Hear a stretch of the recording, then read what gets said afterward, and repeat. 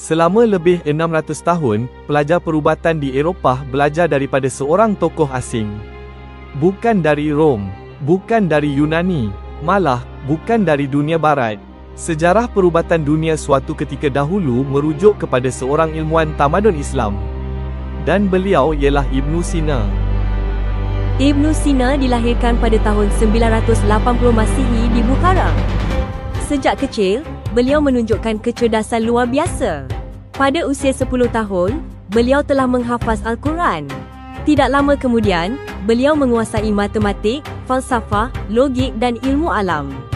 Ketika remaja, Ibnu Sina sudah mampu berhujah dengan para sarjana istana.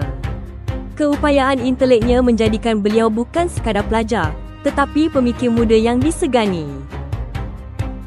Kebijaksanaan Ibnu Sina terselah apabila beliau berjaya merawat pemerintah yang gagal disembuhkan oleh tabib lain.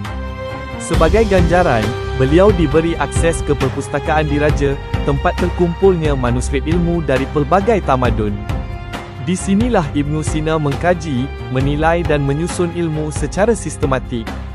Beliau tidak menyalin ilmu bulat-bulat, tetapi menguji melalui pemerhatian dan pengalaman klinikal. Koleksi tokoh ilmuwan Islam kini dalam bentuk video sinematik yang epik. Dapatkan sekarang di cikgushare.my. Daripada kajian inilah lahir karya agung beliau, Al-Qanun fi Al-Tibb atau Canon of Medicine. Buku ini menyusun ilmu perubatan secara saintifik daripada simptom, diagnosis, rawatan, hinggalah pencegahan penyakit. Ia menekankan kebersihan, gaya hidup sihat dan pemerhatian klinikal.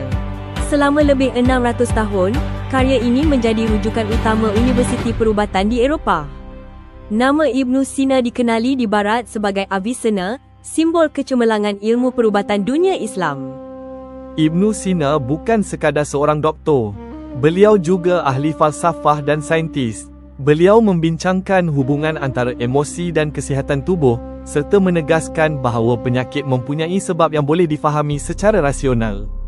Dalam falsafah, beliau menggabungkan pemikiran rasional dengan akidah Islam, membuktikan bahawa akal dan wahyu tidak saling bercanggah.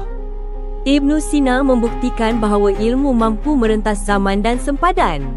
Melalui pemikiran yang rasional, kajian yang teliti dan akidah yang kukuh, beliau meletakkan asas penting kepada sejarah perubatan dunia. Inilah legasi Ibnu Sina, seorang ilmuwan tamadun Islam yang mengubah dunia melalui ilmu.